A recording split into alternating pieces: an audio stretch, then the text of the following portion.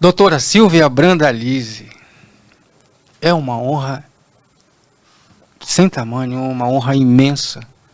Eu não sei como poder expressar a honra que eu estou sentindo aqui de poder estar aqui com a senhora. Isso foi, para mim, uma realização pessoal. Você com certeza vai entender por que eu estou falando, e é uma introdução até um pouco emotiva, porque a doutora Silvia, ela também impactou a minha vida. Eu conheci a doutora Silvia há aproximadamente 2 anos, ela me recebeu e ela me deu um livro de presente. Ela foi muito gentil, me deu algumas orientações, inclusive para esse projeto aqui, o Pod Médico. Ela foi a primeira pessoa que eu procurei quando eu imaginei esse projeto. E ela me deu um livro.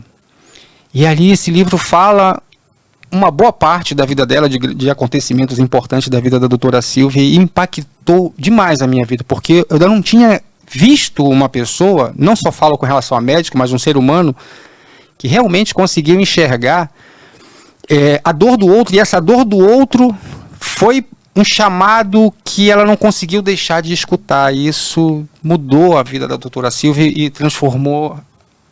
É incalculável que essa resposta que a doutora Silvia deu a esse chamado, é incalculável o que isso proporcionou e o que isso gerou no mundo, no Brasil, América Latina, no mundo todo.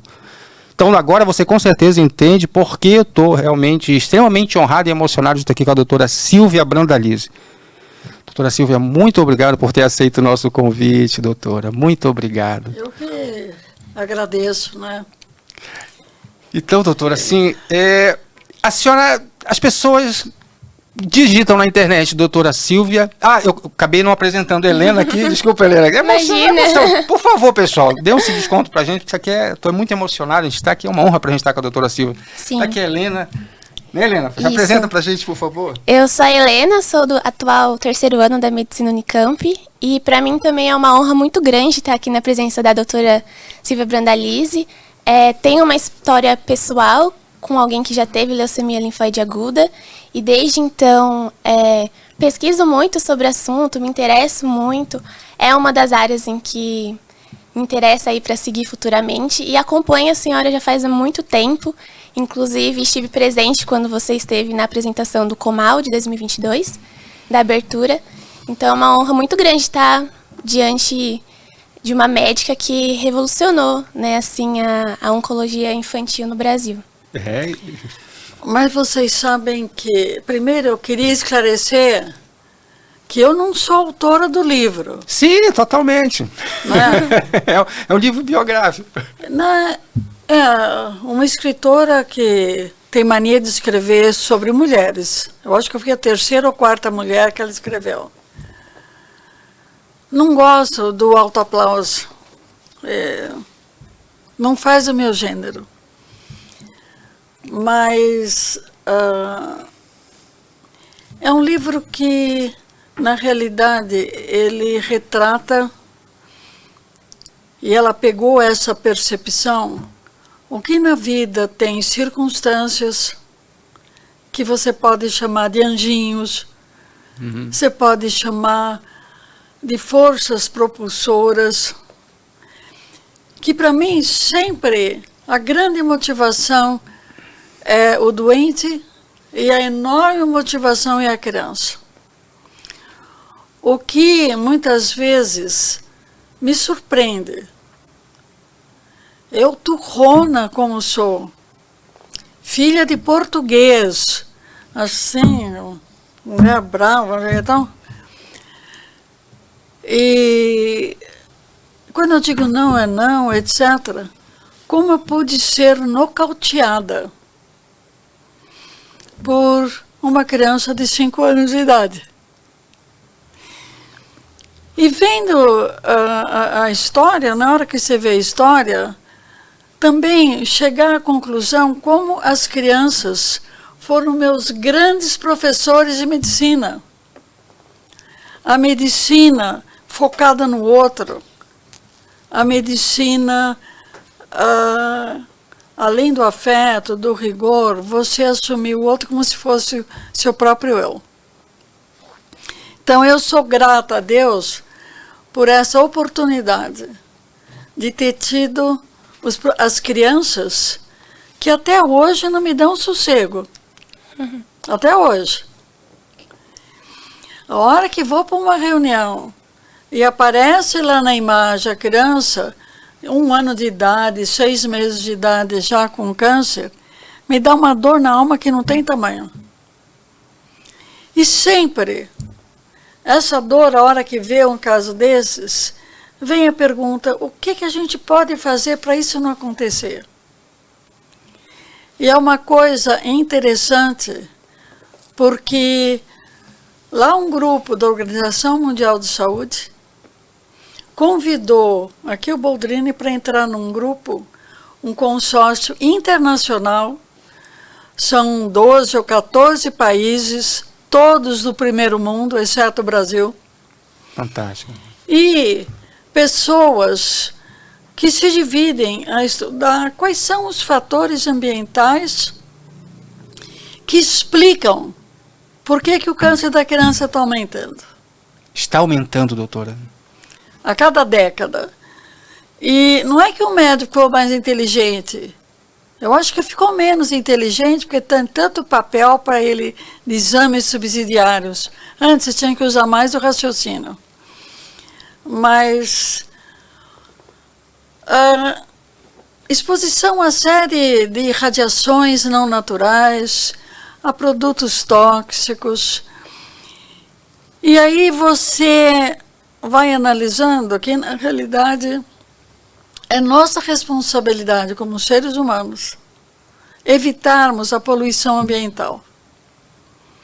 Porque, recentemente, eu ganhei um livro de presente, editado em 1997, pelo Ministério da Saúde, Ministério da Educação, sob autorização da Organização Mundial de Saúde, mostrando os fatos relacionados ao câncer.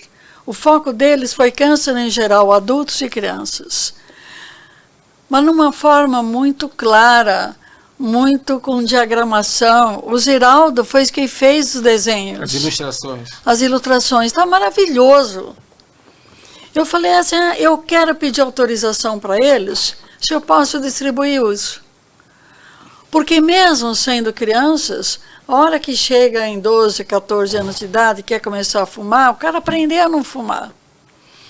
Então é um livro que fala, é uma cartilha com um diagrama muito bem feito que fala sobre a herança que você herda para genes que facilitam, é um número pequeno, 3%, 5%.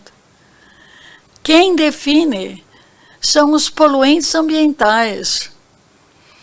Esses poluentes têm algum tipo de vírus, tem poluentes químicos, tem a questão do fumo, das radiações não naturais. Então, toda vez que vai pedir uma tomografia, o médico tem que saber, uma tomografia do tórax equivale a 400 chapas de raio-x. E aí você vê a quantidade de radiação que vai no raio-x. Aí te força se eu preciso fazer esse exame, sim ou não? Doutora, a senhora está falando assim, epigeneticamente essas mudanças estão acontecendo, que as crianças que vão nascendo, se eu estou entendendo corretamente? Esse consórcio internacional feito foi para avaliar também a população que vai nascer ainda, antes de nascer. Agradeço a Deus por esse chamado, viu?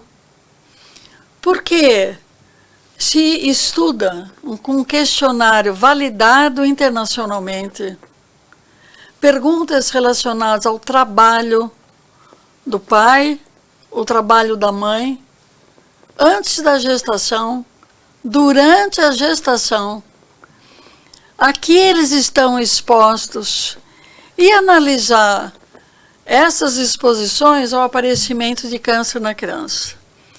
Isso foi inspirado por um estudo da Suécia, não, foi da Dinamarca, um estudo da Dinamarca, durante 40 anos de estudos, onde eles viram uma população específica de pais que trabalhavam em indústrias de carro e pintura para carro. Olha só. Então, trabalhar com pintura significa você trabalhar com produtos químicos, solventes de química, de tintas, que são derivados de benzeno. E o que esses... várias perguntas. Mas procurar uma população de pais que trabalhavam nessas indústrias. 40 anos. E o que eles mostraram?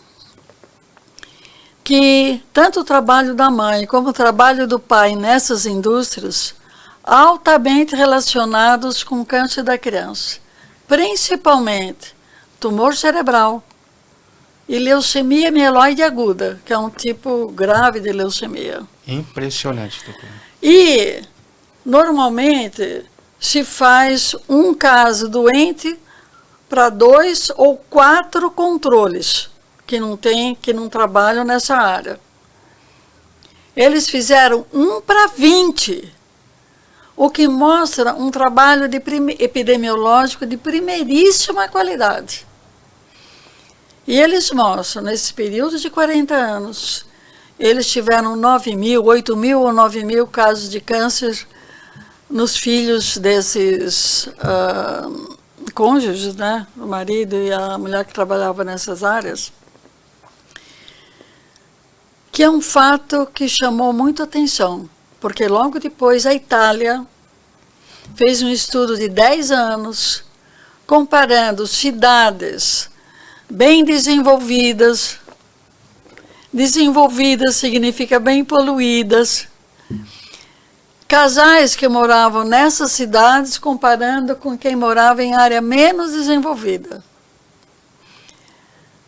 Fizeram a proporção, acho que 1 para 4. Pegando 4 que não moravam, que não tinham câncer. O que eles viram? Que a associação também foi significativa, tendo maior incidência de câncer naqueles filhos de pessoas que moram em áreas bem desenvolvidas. Impressionante, doutora, que a senhora está falando que quando a gente fala de aquecimento global e deixar de emitir carbono, não é só uma questão de clima também, é questão de câncer, de criança nascendo com câncer. Mas, Marco, o pior é que nós somos responsáveis. Nós, seres humanos, somos responsáveis. Isso é uma abordagem que ainda não tem acontecido, doutora. Nessa perspectiva, está trazendo algo novo para a gente. Você já tinha visto uma abordagem dessa com relação à poluição? Não. São trabalhos, assim, magníficos, estudos epidemiológicos. E o que agora... Um consórcio internacional do câncer da criança, que congrega 12 ou 14 países. Vamos juntar 1 milhão de gestantes. Eles querem saber mesmo. Aplicando o questionário validado na gestante, para o pai, etc. E avaliar o câncer da criança, quem tem, quem não tem, mas coletando também material da mãe, depois material do nenê, para ver se encontra alguma mutação que já aparece no sangue da criança ou aparece, uns estão colhendo da placenta ou do sangue do bebê, do teste do pezinho. Não se tem dúvida de que o câncer é uma doença que vem com a assim chamada maternidade, que é uma modernidade que dá tanto desequilíbrio ambiental, esse aumento da incidência, mesmo nos adultos aumentando a incidência de câncer. Não precisa ir muito. Uma coisa é câncer, outra coisa são as deficiências orgânicas, malformações congênitas, aumentando malformação. A malformação é prima irmã da câncer, alteração da divisão celular. Autismo, aumentando autismo. E aí você pergunta, o que nós, seres humanos, precisamos refletir sobre esses estudos epidemiológicos para nós mudarmos o nosso modo de vida, para a gente educar no primeiro grau, no segundo grau, como que se respeita a natureza. Então, com um princípio, o que mata o bicho, mata o homem. Sim, tem. Porque todos os seres vivos são exatamente iguais. Não fui eu que falei isso. É Carl Sagan, Prêmio Nobel. Todos os seres vivos são iguais. As células são iguais. Olha só. E aí o que a senhora está falando para a gente já trouxe uma abordagem completamente diferente para que se fala de clima, poluição, alimentação, doutora. O que a gente tem visto, tem alguma coisa que se observou com relação à questão nutricional, esses produtos que a gente compra no supermercado? Isso a senhora tem ouvido falar de alguma coisa nesse sentido? Não é ouvido falar. Nós temos relatórios da Anvisa sobre resíduos de pesticidas no melão, no tomate, na abobrinha, no morango. Não está poupando nem o pessoal que é vegano, então? No morango, exato. Aí, uns professores da Embrapa falaram assim para mim, você fica olhando para o morango e para a verdura que está ali, vai olhar no arroz e feijão, onde tem resíduos também de agrotóxicos. Então, resíduo de agrotóxicos em alimentos, os resíduos na água potável. A hora que você pega água potável aprovada lá pela SADASA, ela tem uma lista de cerca de entre 25 a 30 resíduos na água potável de São Paulo, hein? Você vê resíduos de derivados de benzeno, inclusive produtos que já estão proibidos no primeiro mundo. Outra coisa, quando a gente vê nesses laudos, é o nível permitido, é um nível, às vezes, 100 mil vezes maior do que é aprovado nos países do primeiro mundo. Ao lado disso, você tem resíduos de metais pesados na água potável. E onde vai o metal pesado? É tóxico para o rim, tóxico para a cabeça, tóxico para outra coisa. Geneticamente danoso, doutora? Eu vi até mesmo notícias falando sobre a presença de hormônios na água também, por conta de medicação. Então, a questão de hormônio é aqui no Rio Atibaia. Saiu uma matéria no jornal, Rio Atibaia com excesso de hormônios. Sim. Perguntei, como que vai ter hormônio no Rio Atibaia? E por que a Sanasa não pega esse hormônio? Aí a Sanasa não trata de hormônio. E como que aparece hormônio no Rio Atibaia? Aí eles me falaram, olha, o ano ovulatório no Brasil, usado aqui no Brasil, não é biodegradável. Então a pessoa toma o ano ovulatório, tal, vai, urina, cai na água do Rio Atibaia. E aí eu te pergunto, mas nós, seres vivos, fazemos o quê? Põe uma venda nos olhos. Inclusive essa cartilha que eu falei que é magnífica, eu não vou te dar de presente porque eu tenho uma só. A senhora me deu o livro, não vai dar a Não, cartilha? a cartilha, eu vou te dar a cópia dela e você entra lá na internet e você pega a cartilha, viu? Tá bom, obrigado, doutor. Você vai ver as pessoas, e é venda proibida, viu? É? É. Uau. Essa cartilha foi editada, um novo volume agora, há 10 anos atrás, mais ou menos. Aquela de 97, uma mais recente, a segunda edição. Infelizmente, eles puseram na segunda edição umas 4 páginas sobre doenças crônicas não transmissíveis, como hipertensão, insuficiência pulmonar crônica, etc., que eu acho que turvou um pouco a questão do câncer. Eu gostei mais da primeira edição, que era só câncer. Essa daqui, 95% é câncer. Mas tem uns 5% que pega doença cardíaca, doença crônica, etc. Mas nessas 2 cartilhas, o Ziraldo é fantástico. Ele põe as pessoas em voltas do problema câncer com venda nos olhos. Todas com venda nos olhos. Porque se a professora da escola primária fica quieta, não ensina a questão da importância do meio ambiente saudável. Se o aluno lá no 2º grau não aprende isso, se os estudantes das universidades sabem, não falam nada. Por exemplo, na cidade falava assim, olha, eu vou levantar a bandeira para a gente pôr no Brasil um novulatório biodegradável. Eu falo, então vamos lá junto com você que a gente vai atrás. Agora, eu me pergunto, doutora, por que um material como esse, tão importante, é tão escasso? Por que eu não sei te explicar. Eu acho que não existe um interesse real, pode ser dito, mas não real, de educar. Esse livro, editado em 1997. Eu estou impressionado com a data. Só agora é que eu recebi um exemplar.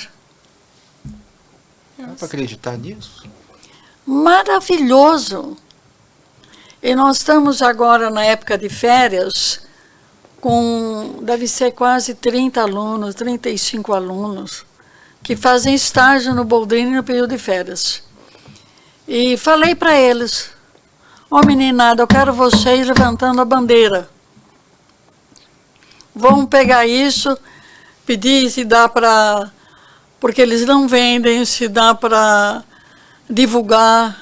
Nós vamos ter que conversar no Ministério da Educação e Cultura como usar esse material para poder educar. Educar onde?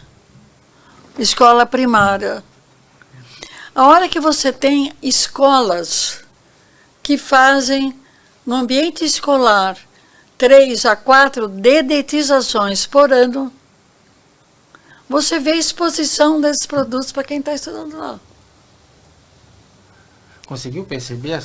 Olha só como a doutora Silva está trazendo. Doutora, a senhora está trazendo coisas assim inéditas. Eu ainda... É algo que ninguém tem discutido. Está totalmente encoberto. Eu estou impressionado. Imagino que você também está impressionado. Sim. A senhora fala agora sobre detetização da escola e o impacto que isso pode ter na saúde, realmente, das crianças, quando se fala de câncer. Quem já falou isso? Eu nunca ouvi falar disso. E fora a dedetização a gente acha que está casa. protegendo as crianças. Está detetizando, está protegendo as crianças. Acho que quanto mais, até melhor, né? Nem tira a criança da escola, às vezes é feito lá mesmo. Assim, né? Mas uma coisa que espanta é tentar driblar esse aspecto. Então, o agrotóxico não chama mais agrotóxico, chama fitossanitário. Ficou mais chique agora, ficou mais... Fica mais sanitário. Aí você pergunta para a mãe, usa agrotóxico? Não. Minha senhora, como é que vão as baratas? Eu não falo mais em pergunta assim, eu falo, como estão as baratas na sua casa? Minha casa não tem barata. Eu falo, casa sem barata é casa envenenada. É melhor ter barato, então. Lógico, a gente vai atrás do que faz. Então, é necessário a gente ter sustentabilidade do país, mas não às custas de vidas humanas. Porque a gente está falando de uma indústria que precisa produzir esse material em escala e que até agora, se não for provocado, eu penso assim, se não for provocado, e o poder público, eu imagino que deveria fazer esse papel de defender a sociedade, a saúde da sociedade, de exigir de que essas pessoas investam em pesquisa. É isso, doutora Silvia? Eu acho que essa leitura, exigir que elas melhorem seus processos, seus produtos, para que não tenha esse impacto. O enfrentamento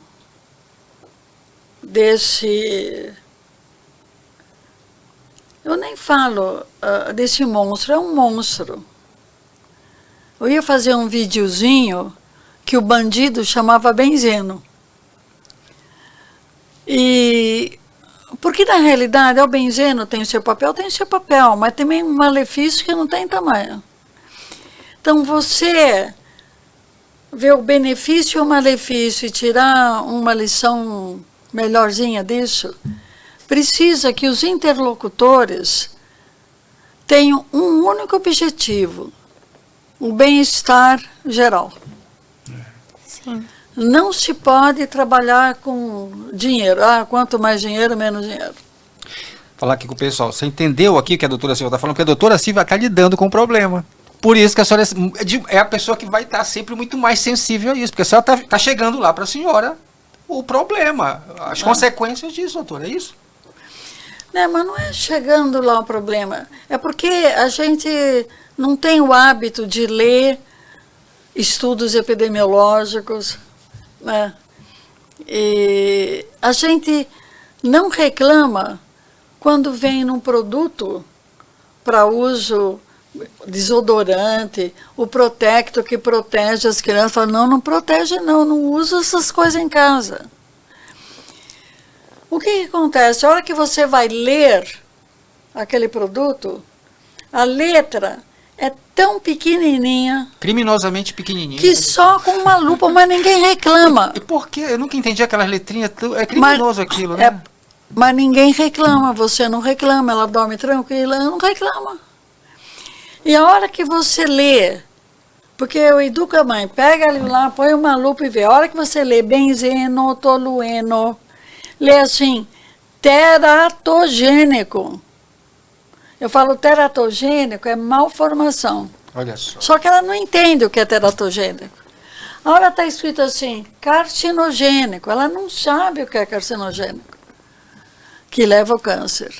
Então, a fiscalização e o monitoramento, sem suborno, da qualidade da água, qualidade do ar, qualidade dos alimentos.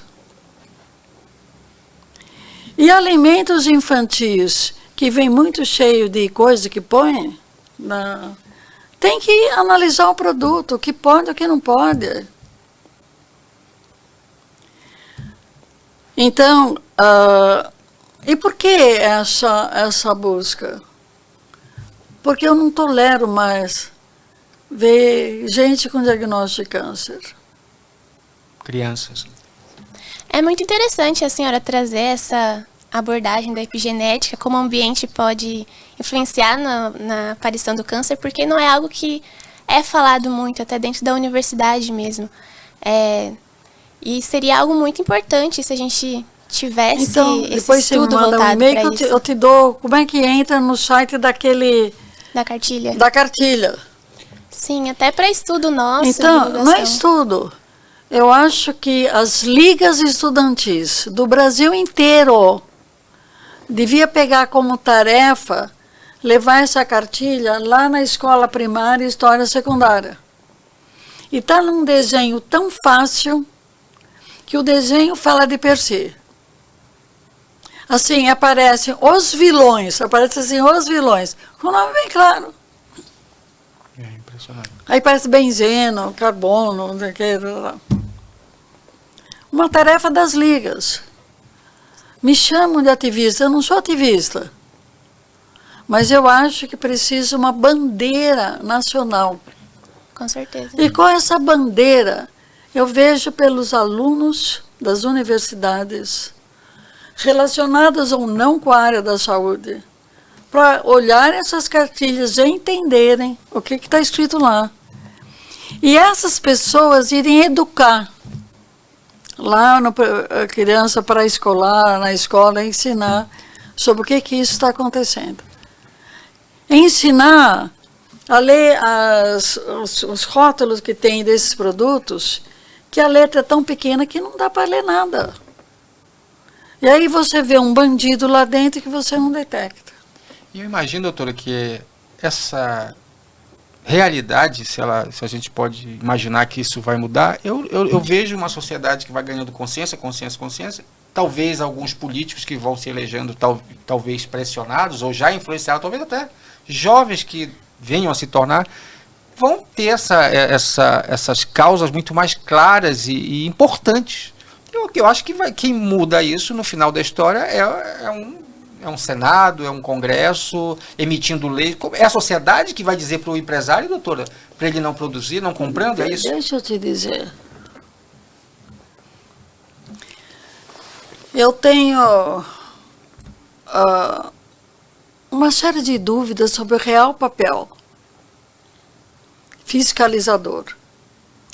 Eu vejo um papel sobre qualidade dos medicamentos. Saiu na revista Jornal Jota, do Conselho Nacional da Justiça, uma matéria perguntando quem cuida dos medicamentos. Fala, mas será que a dona Justiça não sabe quem cuida dos medicamentos?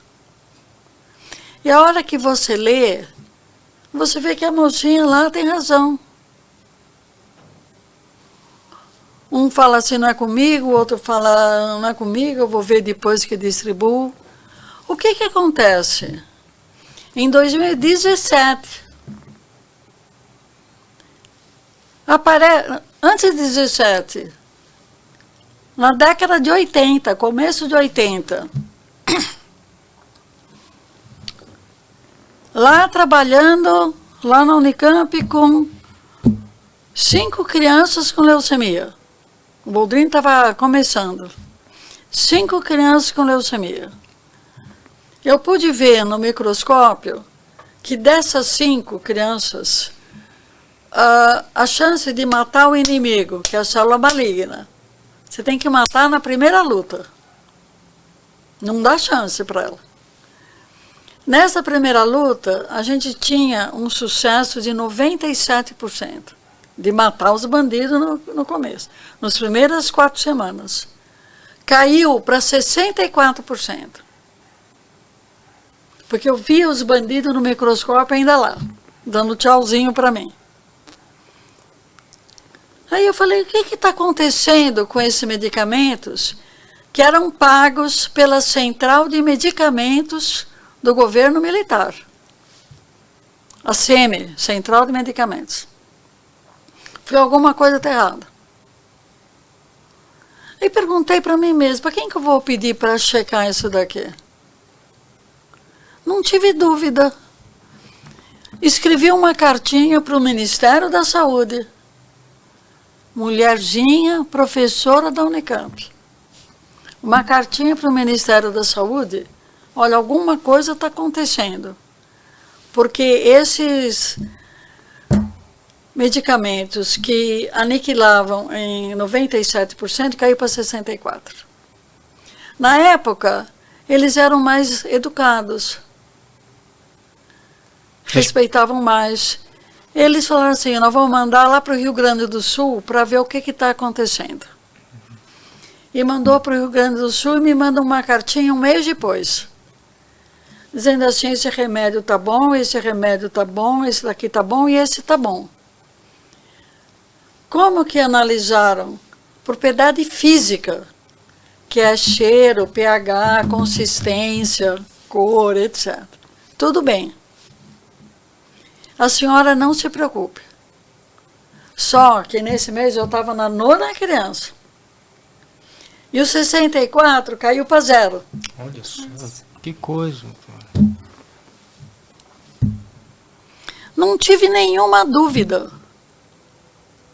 Comprei uma passagem para os Estados Unidos, peguei uma mala, enchi a mala com os 4 medicamentos.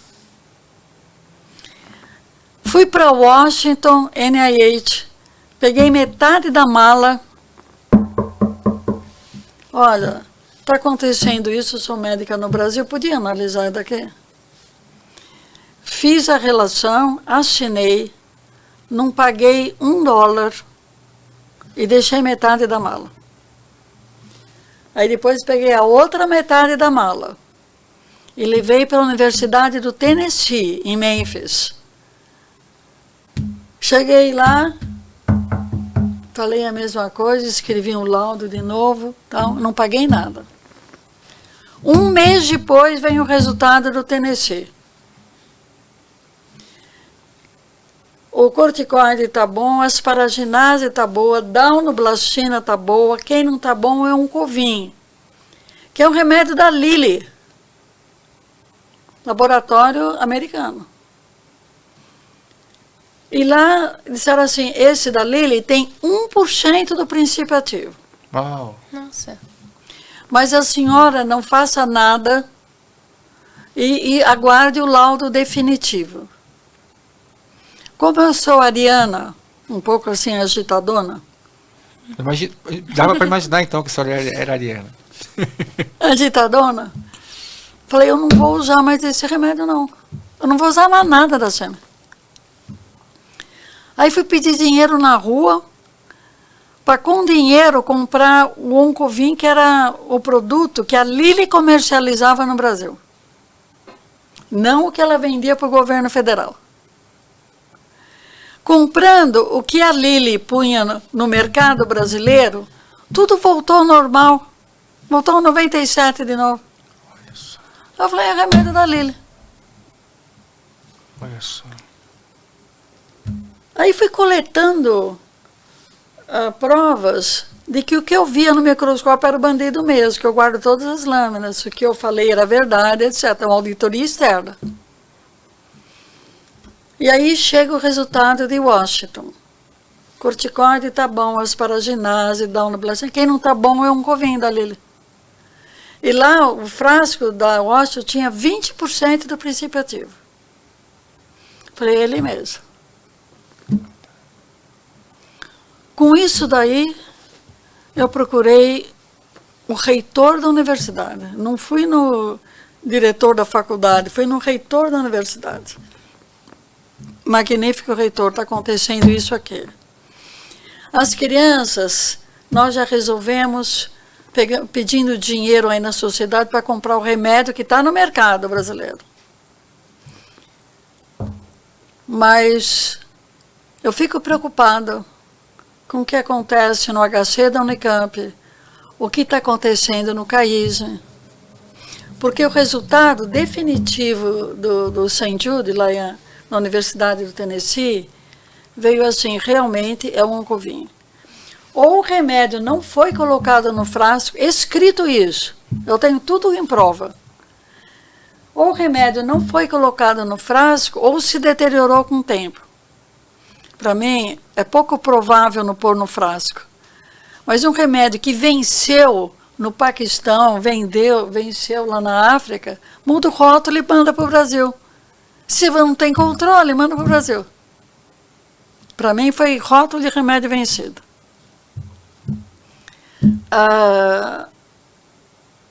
Eu fico preocupada com o que acontece com os adultos. Eu não quero saber. Falei, reitor, você não entendeu o que eu falei. Repeti. Silvia vai embora, eu não quero problema com o governo federal. Foi a primeira vez na vida que eu vi homem medroso. Daí eu não queria denunciar, sendo que nem a universidade me dava apoio. Fui para a Associação Médica Brasileira. A AMB e tal, olhou e falou assim, nós vamos endossar essa queixa. Falei, é um problema nacional. Aí sai fantástico, aquelas coisas, não sei o quê. A Lilly começa a distribuir cartinhas, que eu era não sei o quê, e distribuir também dele. O presidente da AMB, pouco depois, fala, eu vou retirar a queixa. E se candidata a deputado federal. Nisso eu consigo um diretor da Associação Paulista de Medicina. Eu fico com a senhora. Falei, cara, você é muito magrinho, você vai apanhar. Eu fico com a senhora. Então, nós dois vamos lá no Ministério da Saúde, do governo militar. E pela primeira vez, eu soube que no Brasil não se fazia prova da equivalência. Equivalência, bioequivalência, é assim, você fala, é um animal de grande porte, orelhinha abano, tem tromba, trabalha em circo, é um elefante. Mas ele está vivo ou está morto? Se está vivo ou está morto, é prova de equivalência, bioequivalência. Então, pela primeira vez no Brasil, por causa dessa denúncia, sai o teste da bioequivalência. E o teste feito lá na Fiocruz mostra o mesmo resultado que Washington. Mas também coisa brasileira, tem direito à segunda contraprova, à terceira contraprova, à quarta contraprova. A Lili foi condenada a pagar a quantia de 10 frasquinhos do remédio, que até hoje nós não recebemos 10 frasquinhos. A Lili levou esse produto para fora do Brasil. E aí nós estamos falando, doutora, crianças, a senhora perdeu crianças por conta dessa situação, que não teria nunca como não, reparar e mesmo isso. adulto, usa muito para adulto um Covin. E eu te digo assim, foi tão impactante eu aprender na medicina que tem laboratório que abusa, que tenta roubar, não sei o que, etc. Age de forma mesquinha. Aí o que acontece? O segundo bandido que eu encontrei não foi americano. A Lili tirou o produto do Brasil. O que eu encontro é aquela asparaginase chinesa. Produto com uma série de contaminantes que estava lá, proteínas contaminantes. Fazendo análise em animal que mostra que não funcionava. Aí o Ministério fala assim para nós, faz em humanos. Não, mas meu senhor, é imoral fazer um negócio desse. E devidamente comprovado que tem uma série de contaminantes que está ineficaz, o que aconteceu? A Procuradoria manda recolher, não recolheram, fala para não distribuir, distribui. E o que acontece? Naquele semestre de 2017, é mudada a portaria. Porque antes estava escrito RDC número 8 de 2014, que para trazer um medicamento, se o país está desabastecido, porque é um desabastecimento que não é real, tá certo? País desabastecido, para trazer um remédio, estava escrito na portaria, é necessário ter registro no país de origem, é necessário ter comprovação da eficácia e segurança, e é necessário boas práticas de fabricação. Perfeito.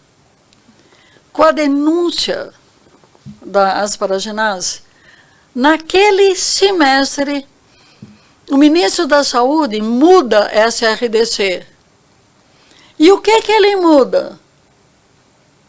Ele fala assim, eu não acho importante ter comprovação da eficácia e segurança.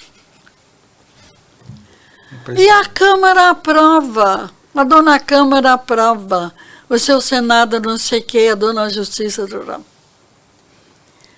Poucos meses depois,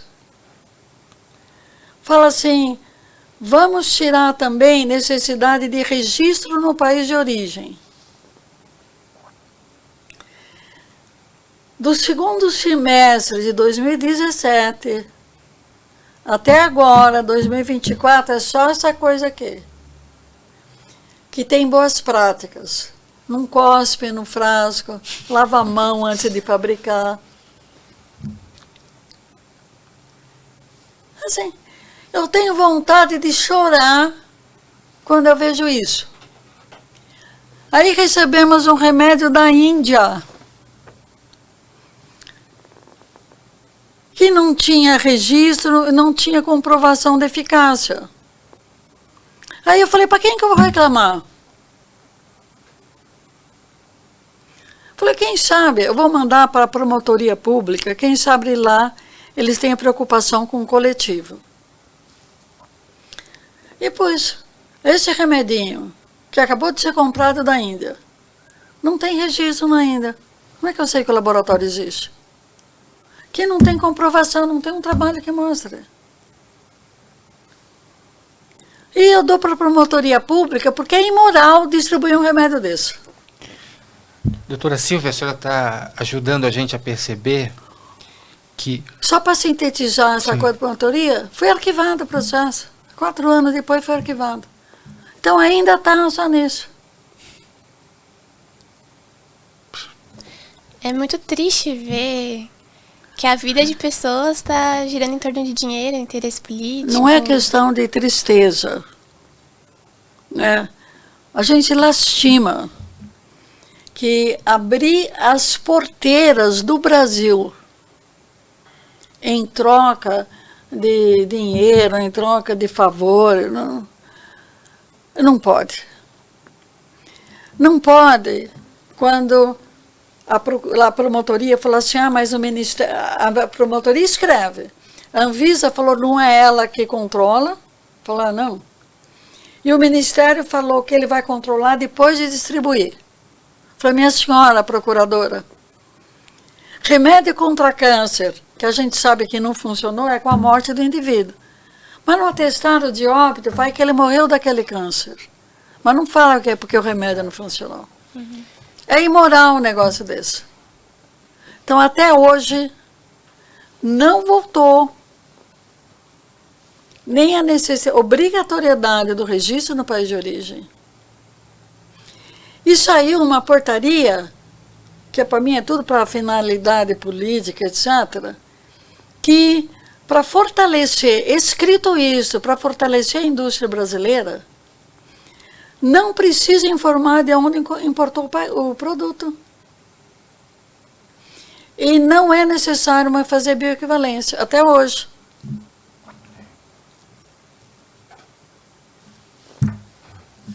É impressionante, doutora. A gente fica assim, o que a gente vai falar disso? Eu só consigo entender por que o Ziraldo colocou a venda nos olhos. Sabe por quê, doutora? Porque eu acho que essa grande venda que a sociedade faz, que as autoridades fazem, a senhora acabou de falar, é porque no atestado de óbito da pessoa vai estar morreu de câncer. Não vai estar porque morreu porque não tinha uma lei que deveria ter cuidado para que o medicamento fosse o medicamento certo, com a análise correta, um medicamento que funcionasse. Não vai estar isso no laudo. Vai estar apenas que aquela pessoa morreu de câncer. Por isso eu acho que essa venda se propaga. E a sociedade, a gente vai levando isso, porque o atestado de óbito não vai colocar isso. Então agora, nesses últimos 3 semanas, me mandam 2 produtos da Índia de novo. Eu falei, o que faz? Nós já recebemos imunoglobulina escrita em chinês ou Taiwan, aquelas letrinhas todas assim. Eu falei, como que vai dar um remédio escrito em chinês e Taiwan? Aí falaram assim, não, é que o Brasil não tem imunoglobulina. Eu falei, mas aí o Brasil não pega sangue de brasileiro? Pega o plasma e faz imunoglobulina. Vai sair um pack do plasma. O que vai vender o plasma do brasileiro para a indústria privada? E como é que eu faço para dar plasma para quem precisa de anticorpo?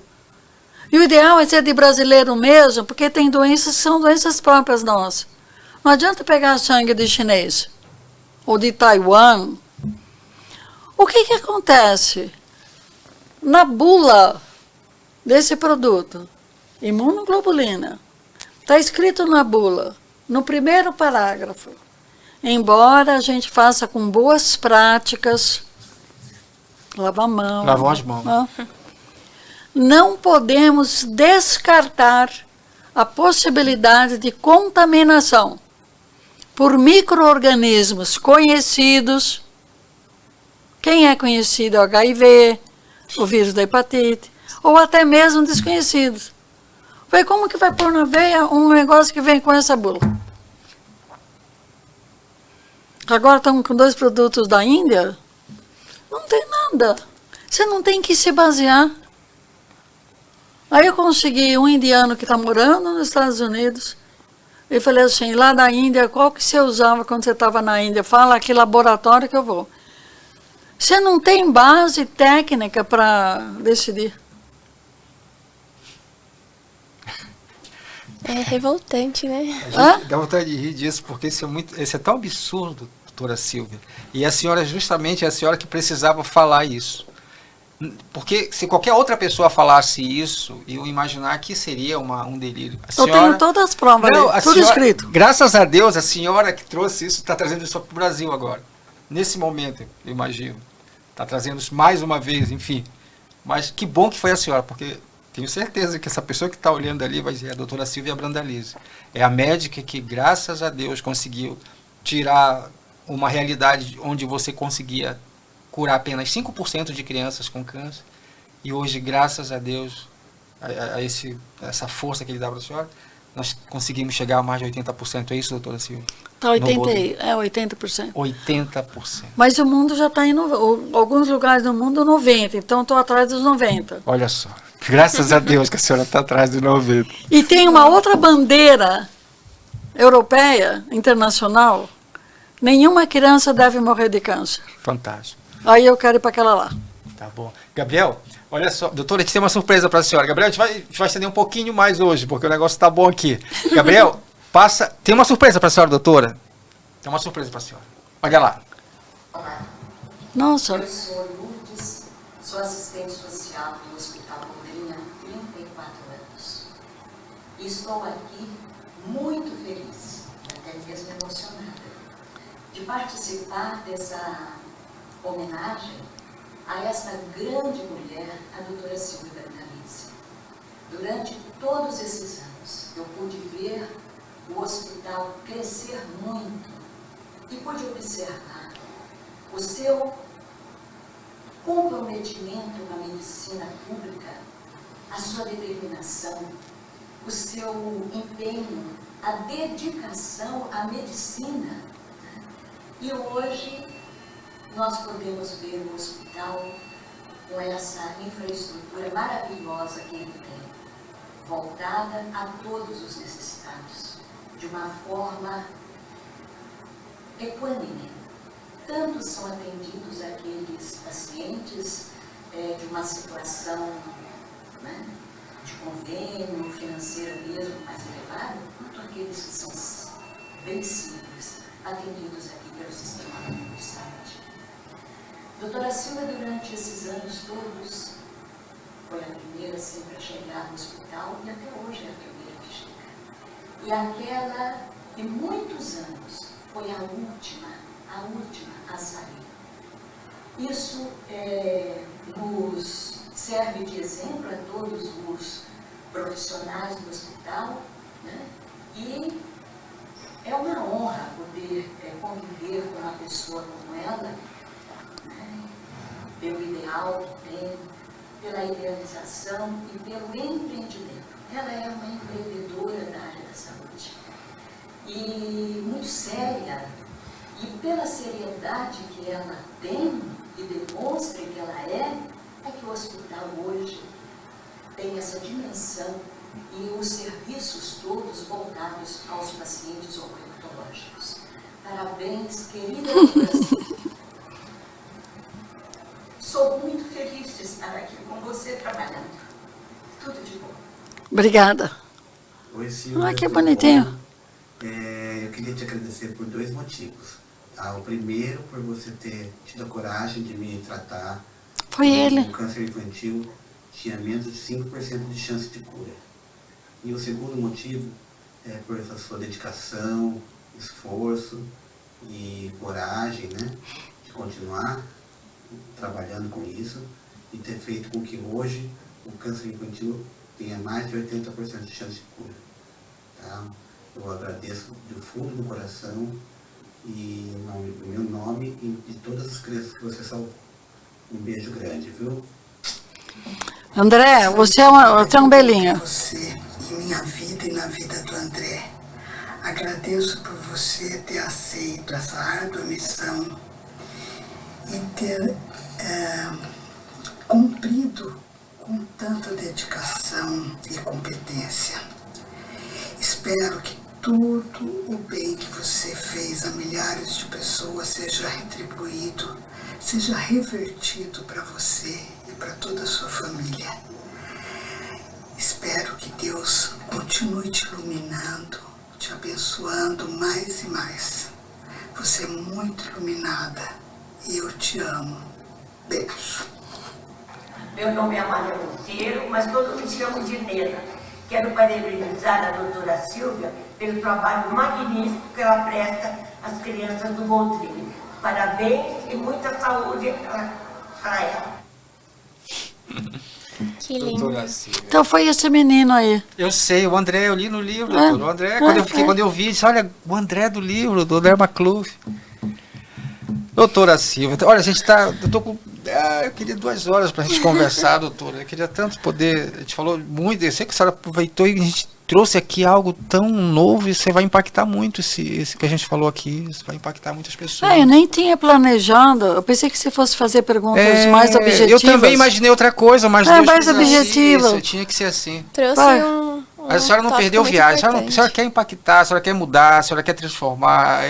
Eu acho que é isso mesmo. Eu acho que foi mesmo, esse foi como a senhora faz, quer ajudar e. Mas assim, a gente tem alguns minutos, doutora. Eu assim, como Sabe, eu pensei que você fosse fazer perguntas eu do também hospital, imaginei, não sei o eu quê. também imaginei isso. Mas eu acho que acabamos entrando numa pergunta que você fez. O câncer está aumentando? E foi embora.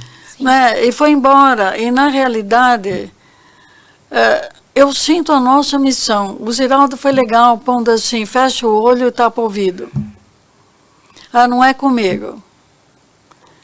E eu tenho a convicção de que se a gente, como sociedade, se organiza, mas tem que ser gente abaixo de 20 anos, porque acima de 20 anos já está preocupada com dinheiro. Aluno que carrega um ideal na vida, para a gente falar assim, vamos transformar a saúde como um problema prioritário, a saúde ambiental, porque nós, seres humanos, nós, seres vivos, dependemos do meio ambiente saudável.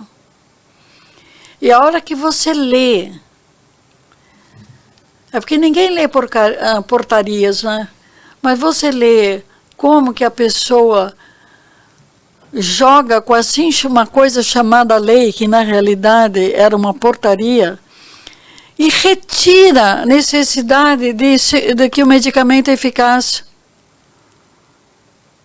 Como pode uma coisa chamada Senado, uma coisa chamada Câmara, uma coisa chamada Justiça, concordar que se retire a necessidade da bioequivalência com o produto de referência?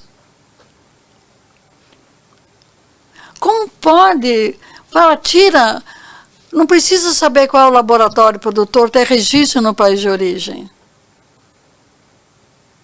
Então, existe um movimento internacional, esse movimento criou um núcleo chamado ressonância, que são pessoas, a coordenação pelos Estados Unidos. Scott Howard. O Scott Howard juntou profissionais do mundo inteiro, mas mais assim, África, Índia, Paquistão, Brasil. Qualidade dos medicamentos. Uma vez por mês a gente se reúne para discutir qualidade de medicamentos. A literatura internacional, o maior artigo sai da Inglaterra, analisando o que a China fez com as paragenase chinesa no Brasil. E qual foi a postura do Brasil? Trocar a lei, trocar a regra do jogo, abre a porteira e para quem quiser. Então o inglês fez uma matéria fantástica, elencando todos os países da América Latina, que estão usando, assim, invadido por chinês e por indiano, com esses produtos falsos, drogas espúrias. E esse grupo Resonance, neste mês da reunião, eu acabei ficando incumbida no grupo Resonance de escrever quais os critérios básicos para comprar o medicamento, aprovar o medicamento. E eu vou repetir o que foi escrito em 2014. Registro no país de origem, comprovação de eficácia e segurança, não se abre mão, e boas práticas. Então, É como se a gente estivesse começando o século de novo. Pode, em 2024, eu recebi a tarefa de escrever como é que é um produto de qualidade num país. É lógico que uma preocupação é um remédio, mas tem a preocupação da qualidade da água, preocupação com a qualidade dos alimentos, a qualidade do ar. E, por exemplo, câncer de testículo aumentando, de órgãos endócrinos, por causa do hormônio que está na água. Mas se aqui ninguém fala, todo mundo fecha o olho. Se o Ministério da Educação não usa essa cartilha, se o Instituto Nacional do Câncer não usa essa cartilha que eles mesmos elaboraram, e por que não educa a criançada sobre isso? Eu vejo os alunos de graduação, principalmente da área da saúde, direta ou indiretamente relacionada, como uma grande força para abranger no Brasil inteiro, rever essas portarias, abrir a boca e falar para as irregularidades.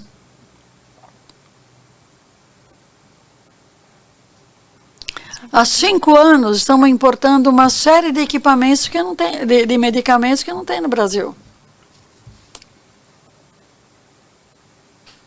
Mas agora, recente, esse medicamento também diminuiu no exterior. Aí tivemos que ver no mundo inteiro, agora estou perguntando na Europa, já recebi 6 laboratórios dos Estados Unidos, onde que a gente vai importar. Mas eu não quero produto que venha de laboratório que não seja idôneo. Isso que a senhora falou, isso é só para o pessoal que está aí acompanhando a gente até agora entender. Isso é a prática do Boldrini. O Boldrini ele tem esse critério, chega-se a 80%, a doutora Silva está perseguindo os 90%, porque o critério de medicação dos quimioterápicos, é isso que a gente está falando, principalmente a doutora, é um padrão muito alto que a senhora coloca ali para poder aceitar. Mas, infelizmente, essa não é a realidade do SUS. Essa não é a realidade dos hospitais, é isso? A realidade publicada do Brasil, com dados do Ministério da Saúde, é uma realidade de chama Estudo Concorde, Concorde 3. Publica os dados do Brasil. Dados do Brasil, tumor cerebral, sobrevida 28,9%. Concorde 3. Um dos piores resultados que tem na literatura internacional. Sobrevida em 3 anos de 28,9%. E o Concorde 3 dá para leucemia, essa que tem aí, 55%, a média nacional. 55% de sobrevida. A leucemia linfóide aguda estamos em 84% hoje. Ou seja, a média brasileira está com resultado pior. Pode decorrer de diagnóstico tardio, pode decorrer de uma série de coisas, inclusive do medicamento que usa. É impressionante. Ô, doutora Silvia, eu tinha planejado outra coisa. Porque como eu li o livro e assim, as suas histórias são incríveis, são histórias incríveis. Eu vou até, Sim. Eu vou até mostrar o livro. Tá aqui dentro. Deixa eu pegar rapidinho o livro aqui para mostrar para as pessoas aqui. Mas viu, fazer uma liga forte. Sim, isso dá muita ideia de um projeto de extensão, né? Trazer então, eu tenho o ensino dessa todo cartilha. o processo judiciário e tudo isso. Então tá Já aqui, como olha. extensão. Bacana. Não de extensão, como uma luta de vida. Sim. Tá? Olha aqui, coloca aqui, Rafa, só para o pessoal aí tá dando uma olhada aqui, olha, esse é o livro que eu li da doutora Silvia, foi escrito pela jornalista, né, doutora Rita Ribeiro, jornalista, né? Não sei se ela é jornalista ou se é escritora. Eu acho que ela é jornalista. Enfim, Acho que é escritora. Ela é uma escritora e tanto, porque ela conseguiu passar muito Eu acho que ela não é jornalista, não. Então tá, a Não escritora sei. Rita Ribeiro, né, ela conseguiu passar aqui a sua história de uma maneira assim que para mim impactou muito a minha vida em alguns momentos, assim, me emocionou a ponto de eu derramar lágrimas aqui em algumas situações. E eu cheguei aqui para poder, né, conversar com a senhora. Como é que foi isso, doutora Silva? Aquela situação tal. Uma situação, doutora, que sim me impactou muito ali. Foram muitas. Mas foi quando aquela mãe pediu, né, que a senhora, por favor, salvasse o filho dela. E a senhora, não, tem outras coisas. A sua vida tinha seus compromissos ali, a sua vida... E ali eu vi que naquela hora a senhora tomou uma decisão que mudou a sua vida e mudou tudo para sempre. Mudou a realidade que a gente está falando aqui e continua mudando e vai continuar mudando. Porque a senhora ouviu aquele... Não foi decisão minha. Eu sei, mas a senhora ouviu aquele grito daquela mãe, aquele desespero daquela mãe. Eu fui nocauteada. Pois é, doutora, impressionante. A senhora teve uma empatia imensa, assim, imensa. Isso foi que me... E a partir dali, doutora, o que me fez, assim, ficar muito impressionado com a sua... Com tudo, com a sua vida, com o que a senhora escolheu para a senhora, foi como é que um ser humano consegue deixar até os seus próprios sonhos, as suas ambições profissionais, até a sua família, para poder atender um chamado de uma luta que poderia dizer assim, mas não é minha luta, e se tornar, não vai ser minha essa luta. Isso foi que mais me impressiona. Como é que a senhora ouviu aquele chamado e deixou tudo para seguir esse... Deixa eu dizer, eu não pego minha luta. Eu gosto de ficar numa oba-oba, assim, tranquila, tá certo? São as crianças que não dão sossego. Eu sei. E eu te digo, em cada face da criança, em cada olhar, sorriso da criança, eu vejo a imagem do menino Jesus.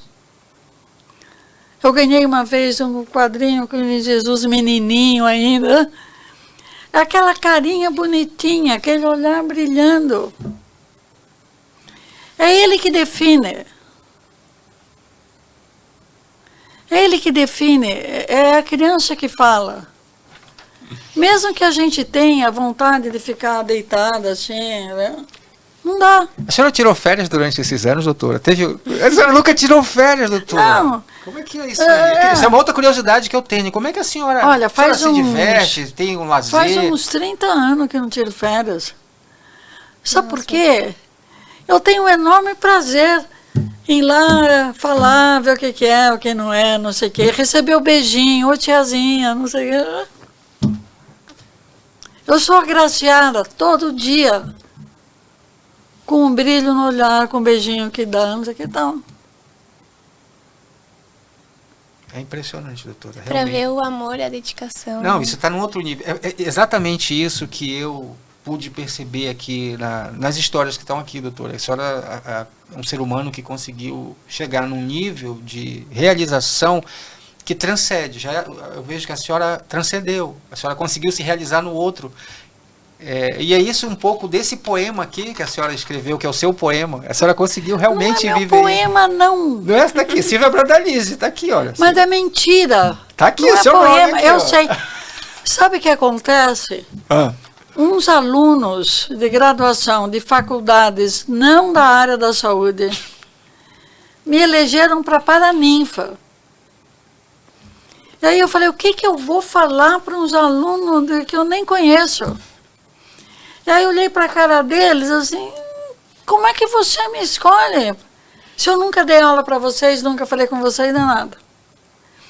Aí os meninos falaram assim, formandos, nós pensamos na senhora, e inclusive queremos que a senhora aceite o convite para o Paraninfa, e pintamos esse quadro para a senhora, pensando na senhora. Eu olho o quadro, é um maremoto, um vendaval, um barquinho à vela, sem a vela, só um mastro. E um menininho de cor, assim, ó, com um chapeuzinho. Eu falei, que coisa. Pensando em mim, pode ser que seja o maremoto, que às vezes eu sou irritada, ou vendaval. Mas eu acho que fizeram pensando nesse menino. Ele não está esticando, berrando, não está levantando os braços.